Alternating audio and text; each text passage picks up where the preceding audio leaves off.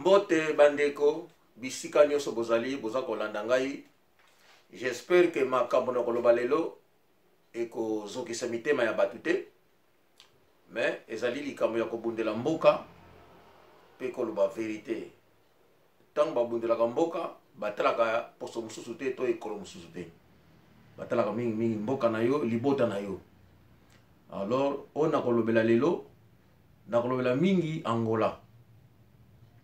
Bandeko, na kolobela ndeko moko ya mwasi kombo na ye Sandra Kimpala.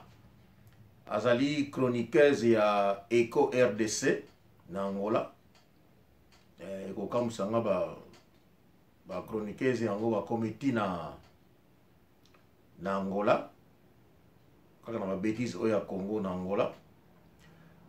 Na lingi bandeko boyo kanga na mwa nzembo moko na zana ngo awa bongo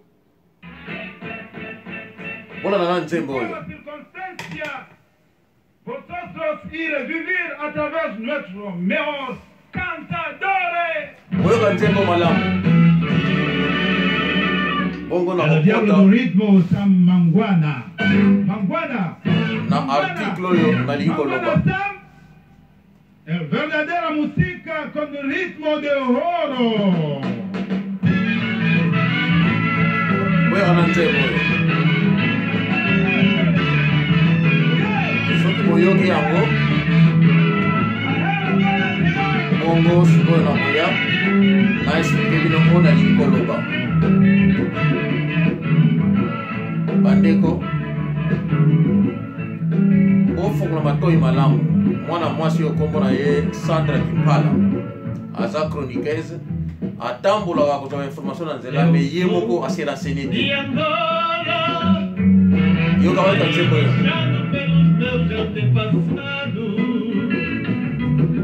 pergunto-me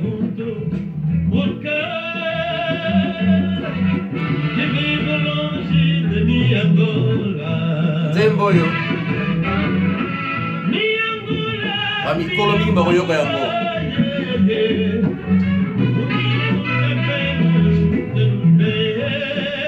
Samangwana beta nzembo oyo na Fiza oyo Fiza ezobeta nzembo oyo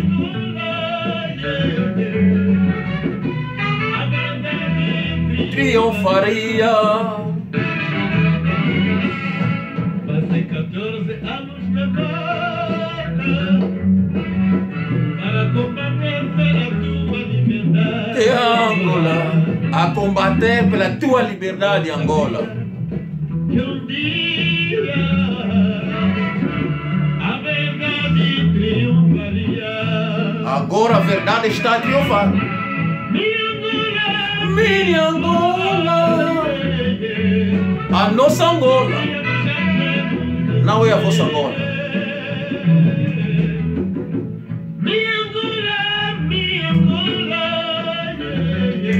Quando você sai na rua falar da história de Angola, digo a moça Sandra Kimpala, tens que ter muito cuidado.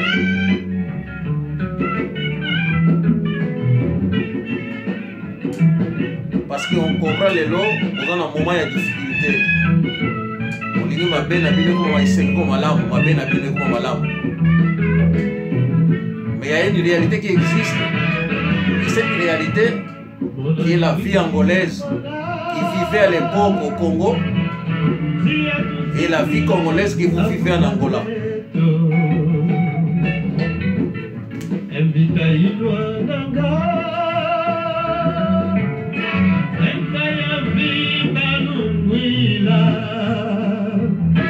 Oyo comme malamu, hein?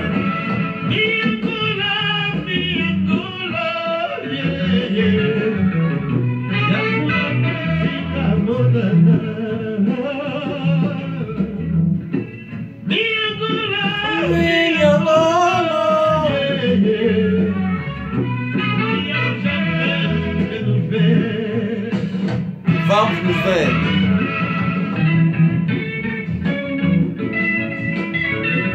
A beti nzembo oyo na Afriza international ya Tabule. L'orchestre que vous voyez là-bas, c'est la Afriza international Zobedemo. ntango wana bazokungela Angola musongo Congo ya lefina au Congo batata bamama babikolo à cette époque base souvenir na nzembo oyo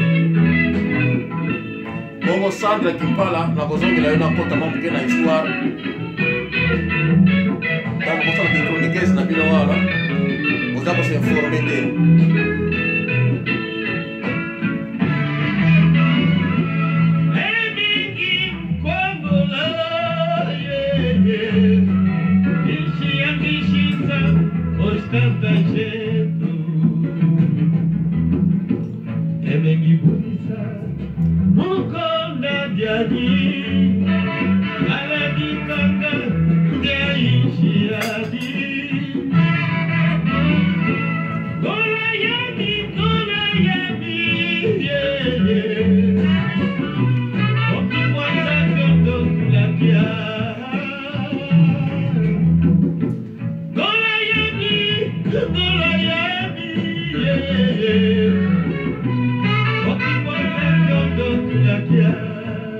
Omoni yango ayembi yango en portugais, en Kikongo et puis en Kimbundu. Version oyo mingi bayoka yango te parce que ça a été chanté il me semble en 1914 si on a la bonne mémoire. Bon, c'est juste ça.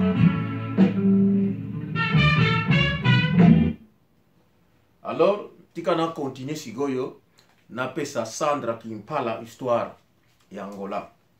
Na moni yo ozotambola ozosala mwa balade muke na palanka ozotuna bangole otuni ba question mibale pourquoi na palanga balobaka kaka lingala. Wana question na yo liboso na palanga balobaka kaka lingala. Et bango ni surtout balobaka lingala babengaka bango Bakomba Zairens. Laisse-moi t'expliquer. Zoaka ba information. Ba information, ce qu'on a une histoire moko précise, ba information moko précise, ça va t'aider. Au yebi ba question oyo ko tourna parce que ça qu'on s'attendre ba réponse va pesa yo, ce que ça connecté, on a moyen ya ko développer. Na ba question yo ko tourna. Tu vas comprendre autour muto mayele to muto mayele té. Majorité ba to tourna ki basa mayele té. Bayebi histoire ya Angola te. D'abord, Mukongo ni surtout ya Angola aza muzombo te. Bazombo bazali seulement batu ya Wish mais na municipio ya Makela du Zombo. Donc municipio ya Makela du Zombo batu wana bangunde bazombo na batu ya Kumuna ya Kibokolo na batu ya Kumuna ya Kwilu, je me sens dans la bonne mémoire, bango pe baza bazombo. Batu ya Damba, donc municipio ya Damba baza bazombo te, mais baza batu ya province ya Wish. Batu ya Bungu ya municipio ya Bungu baza bazombo te, mais baza kaka batu ya Wish.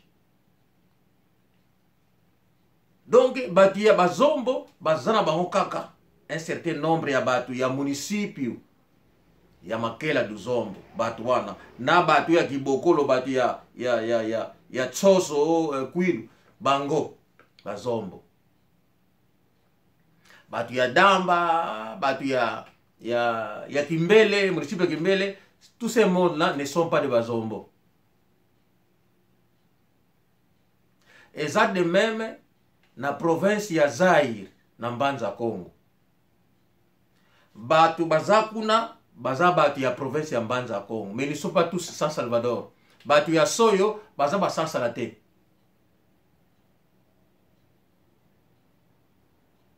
Batu ya Bembe, d'ailleurs lelo Bembe comme na Wish. À l'époque Bembe zaki na province ya Zaire. Bazaki batu ya municipio ya Bembe baza ba San Salate.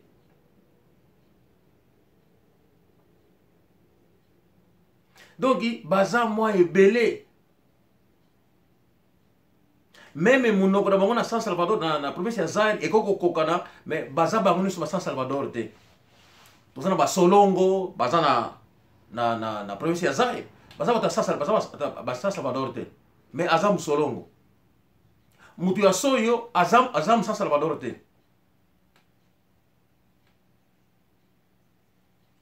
Donc nalingaki na meko éclaircir yo mwa muke. Et puis Lingala eza munoko na biso te. Nous ne sommes pas obligés à Lingala. Mais tikana break ya down muke pona yo. Omoni président José Eduardo Santos d'ailleurs l'impelane surtout bazawana ba oyo babimaki ba lobaka minoko oyo bayekolaki epai bakedeki. Donc tango dos Santos abimi na Angola abandeli na Kisasa. Ina nena ndambo na Kisasa kuna aliaka tambola kate alobaka portugais na nzela akina nzela le mutu Lingala répondre na portugais non. D'autant akomi kuna bangole o bayambaki ye na ntoka papa Johnny Pinoki na ndako wana basalo wa portugais pe baso be Lingala parce que batwana ba fande na Congo Lingala bayambaki yango déjà donc e facilita ki mais tango akomi na Congo Brazzaville bisika salaki ba mbule belé na Congo Brazzaville président José dos Santos azalaki ayekolaki ki Congo ya mundu kutuba ayekolaki Lingala pe ayekolaki français donc les trois langues wana adominaka yango malamu. Ezali information dans pesa yo. Comme le président Agostino Neto a dominé le français malamu, a dominé le mundu kutuba malamu, a dominé le Lingala malamu. Eza lokola bana oyo tozobota na poto. Donc moi na yo boti na poto tanga za bébé, yeba ki na ndaku bosola munoko na bino. Parce que allemand bien anglais bien ndoko mususu bo dominer malamu te. Mais tant que moi, à 3 ans, 4 ans, il faut déjà que tu école gardienne. Kuna abali ko yekola munoko ya mboka na bango bazali. Donc moi na wana tango azokola vina ye na libanda kuna ezala munoko ya mboka wana parce ya munoko na ye ya botamina yango. Alors bino na ndaku lokola munoko na bo maîtriser yango te bolobaka munoko ya bino tam su portugais, tam su anglais, tam su pardon, Lingala o ba na ndaku. Donc moi na ndako ayekolaka munoko ba para malembe mais a maîtriser plus munoko ya mboka parce que yango vina ye à jour au jour. Donc c'est ça la différence. Yamona que no bana obatema na poto Lingala na bango ya kotengama parce que Lingala wana ba mama ka balobaka na batelo ngezoko siko bazomeka koloba yango mona Lingala bakoze ya kotenga bazana ba soya ndenge mususu. Donc ba oyo ba kendeki na Congo bazana même cas. Na éclaircir yo hein. Ba tu ni surtout yo mona bote na wiji wana. Oyo ba uteki na mbanza Congo wana. Ba tu wana ba kimaki na makolo. Tous ces mondes là ont souffert parce que portugais azalaki ko boma bango. Bazali tendenge bino bozoko yana ba bis. Bozako katisa oyina mambongo na poche na yusuka mbongo ya tike ya poto oyo bozako fingira bangolé bazombo non. Nako kene plus loin na expliquer pourquoi nous sommes appelés bazombo na Congo. Bangolé wana yo monaki tangu bazako bima soki ba komi na frontière. La raison laquelle on a frontière à bas Congo, Kouilungongo, Lufu, Songololo, qui pèse local, il y avait beaucoup de Angolais parce que Batouana tango ba komi na frontière wana ba compagnie ezalaki kuna à l'époque des compagnies belges. Oye salamaki kuna ba Kouilungongo compagnie sucrière ba Lokala tout ça ba Givel ezaki na ba Lufu kuna tous ces parties là. Donc c'était des blancs. Mais ba blanc wana bakina ba compagnie kuna bazaki na ba travailleurs mingi te ba travailleurs bazalaki muke. Alors ba ngolé wana ba makina makolo bazaki na chance tangu bazoko na ba frontière wana na tango ba répondre bango ba continuer route ba ko esika ya pe ba kuti ba misala ezalaki. Alors ba mindele wana bazaki na besoin ba travailleurs. Ba moni kino bato bazoya bato na ko ba Kikongo koto pe Kikongo bazoyo kana. Parce que la raison c'est une histoire à Rému Congo té. Et c'est quand mindele ba créer ba frontière wana. Alors bato ya ngambo kotoyo na bato bazoya bazalaki koyokana à travers Kikongo. Alors mindele wana tango ba komyo abi no écoute ba misala ya allez bozo misala ba pesaki bato wana misala mbala moko. Donc soko yaki na bana na yo o s'installer wana. mbala moko ozwi mosala na compagnie sucrière omoni bango mingi na bango ba portugais na kikongo mingi na bango bazaki ba cuisinier parce que ba travailler na ba blanc bazaki ba cuisinier bazaki ba misala ya maboko ya bilanga tout ça majorité na bango ba pesa bango misala na compagnie sucrière ba mususu na compagnie ya Sima ba mususu kuna na Songololo. Donc tous ces mondes là sont restés côté wana parce que azoki ma même apesi moi place moi pezali avandi bato mosusu baboti bana na bango ba côté wana bana wana bakoli na bamboka wana na balufutoto na bakulungongo na bakipese na balukala basongololo aux alentours bakasangulu mbanzangungu kisantu. Donc babota mikuna bana wana bapara na bango ta bakomi bapesi bango misala parce que ba compagnie ezalaki kuna ba compagnie wana ezalaki na bato muke e bamboka wana alo bango ezalaki chance bapesi bango ba emploi ba poste te mais ba emploi kaka ya nipo ba se vivre bamosusu bazalaki ba cuisinier bamosusu bazalaki kosala ba bilanga parce que balaki na makasi kosala biloko mosusu bazalaki bato ya sécurité bapesi bango misala wana baboti bana na ba place wana ba oyo baki ba célibataire bakoli même na bamboka wana babali ba congolaise o baza wana. L'exemple e ba Velutumba Simaro Masia tata na ye aza muzombo oyo abimaki aboti ye wana mama na ye Mutando mama na ye Mutu Madimba na petit temps le moko typique ya wana kombo na ye Ndomanueno. Donc exemple na pesi yo ngwana. Donc tozana batu ebele babotami na banzela wana omoni par exemple lokola ba fere ba tata na bango aza angolais par exemple. Soki batata wana bakufaki avant bana wana batikali na mboka na bango parce que wana mboka na ye mama na ye epai baboteli ye. Donc mwana wana akoli na mboka mama na ye mwana na bakabingi yo ngaza Mutando mais tata na nesi oya boteli na faza angolais tamsu kombo na ye be ye azo expliquer batu que non tata botanga za ekolo boy. C'est comme ça bato wana baboti bana na bango na bekolo ba besi batongaki kuna na kulungongo kipese bana bango batangi kuna tangi comme era ba université lokola za tango wana liti ya indépendance ya Angola esalamaki déjà bazalaki enregistré comme des angolais ba bourse ezalaki pona bango ba bana wana bangolais wana. C'est comme ça que bana wana bakena kisasa kotanga na université ezalaki ba bourse ya ONU na compte ya FNLA. Donc ba oyo tu baki na mpela balobaka lingala balobaka français balobaka munu kutuba parce que yango bayekolaki na Congo Brazzaville na mboka mopaya okoya te ba portugais ali bango balmoko batiki mnoko na bango ba ndoko yo fwe ko ya bango. C'est ça likambo ya langue ezali mauvaise foi. Tu dois comprendre que biso na Angola portugais atongaki Luanda tozaki na bamboka bazobenga ba maison bazobenga ngo casa do pauvre ezaki ba maison ya ba arrivé ya ko recevoir ba angolais ko bazaki kozonga.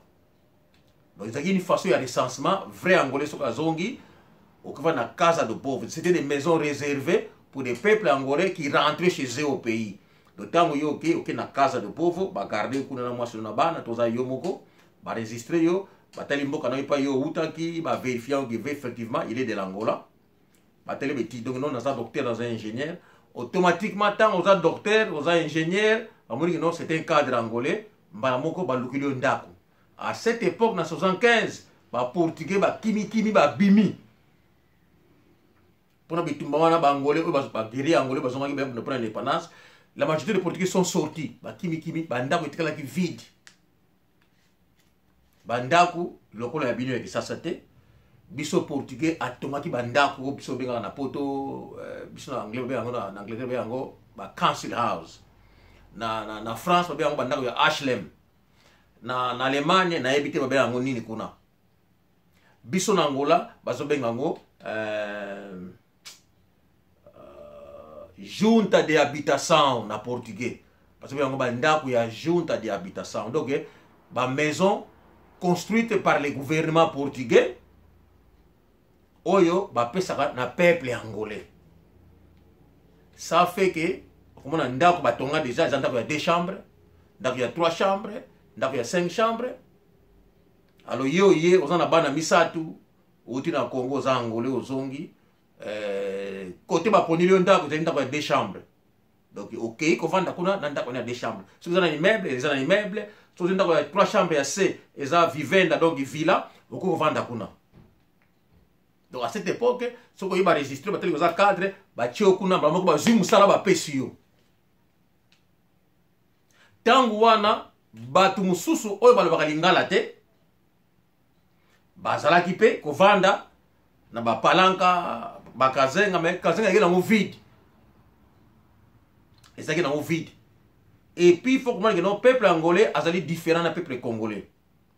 Ba oyo bakendeki na Congo oyo babotamaki kuna par exemple oyo botamaki na ba Congo wana donc abotami kuna akoli na français na classe na munoko ya ba village wana ou bien munoko ya parents wana ndako et ba parents la majorité baso ki Congo ya bango ya Angola. Ba oyo baso ba portugais muke bala seki bana bango portugais d'ailleurs na monaki différence moko ba otaki mbanza Congo ba maintenant ki kola bana bango portugais na ndako ba otaki mbanza Congo bravo pona bango monaki no bango peut-être na ndako na bango basaki ko apprendre bana na bango toujours portugais ko bala ona portugais et puis bana ba ki munoko ya mboka wana batu ya wish muke basala ki la majorité na bango au moins apesi mona kombe ya portugais ne bandeli mais munoko toujours ko wana ki Congo apesi ki bana liberté baye ko la munoko ya mboka wana po et faciliter bango pe parce que moyen ya communication bango ba para na batu ya mboka wana ya batu ya Congo. Alors bana wana mingi baye ko ki Congo ya l'état soko tona matadi baye ko ki lingala soko tona kisasa mais ba para na bango na mitura bango idéologie c'était soki indépendance ezwami bazonga na Angola. Yango monaki na Congo bangolais basala ba criminalité basala ba main armée te na ko pesa basolo mususu oyo ya ba luba ba kangena ba Nigeria ya main armée ba kotela ka bangolais na ko pesa lisolo mususu. Donc idéologie Angola ya peuple angolais c'était ce kaka indépendance ezwami bakangi biloko bazongi mwana otanga te bakangi biloko bazongi.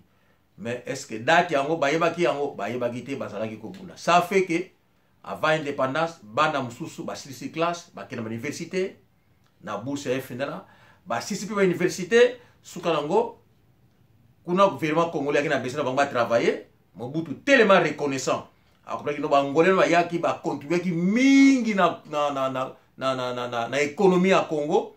Même tina niveau que yé azo continuer vendre parce que ça qui contribution à peuple angolais. Peuple angolais, toi qui n'a pas moko comme na mingi dimbala. Azala ki tellement na mbongo, azali mu Congo, bolingo ya royaume mu Congo, tata wana azwaki mbongo ndambu ya komel ya kikita na ye auta na Angola. Na ko travailler na ba portugais parce que tango ya bila ndela kipangu, ayiko vendre na mbanza ngu, comme na mingi dimbala. Iye mtu asala vita club ya kisasa. Papa Mingi Dimbala iye bako recourir na ye tangu Congo qui soit indépendant. Et comme na Belgique bazanga ki avocat pour afuta mbongo. Parce qu'à cette époque congolais mbongo azaki te mbongo azaki te. Ope batanga bazaki na bango te. Batira ngo soki baleka bazaki ba D6 soki be à cette époque qui 3 à cette époque. Il faut qu'on recourir na nani na Papa Mingi Dimbala. Ye azwaki mbongo akikita na ye apesaki mbongo na ndambu dengeda yaki nango basangisaki bapesaki avocat oyo akendeki ko défendre Congo na Belgique pour bapesa Congo indépendance. Botala na archive na bino, vous allez voir ça. Nazo seulement ko meka ko pesa yo ba idée bino besoin ko balader ko tamla na nzela ko sala ba interview ya batu ko yeba o soki pourquoi non Angola batonga bandako déjà donc soki peuple wana avandi soki bandeko na yeba ye ndako ekoma muke bazalaki obligé ya ko kende na babaye so ba pala ko césaire ngo ba vide. Alors c'est comme ça babandi ko zo ba terrain kuna lokola ye azana poste moko ya bien aki azui terrain atongi ndaku ya munene esprit ya Congo pour mapara na ye to pour bandeko ni ya basi bayaki komona ye atikali na ndako ni ya gouvernement ya kitoko ni ya ville mais azui bande ko na ye atongi ndako ya munene penye ya sima kitoko atie bango. C'est comme ça ba bail wani ya palanga ba golf ba kazenga e bandi ko salema. Mais tant bazo kende kuna ba kuti pe ba autochtone ya ba kote pe bazalaki pe.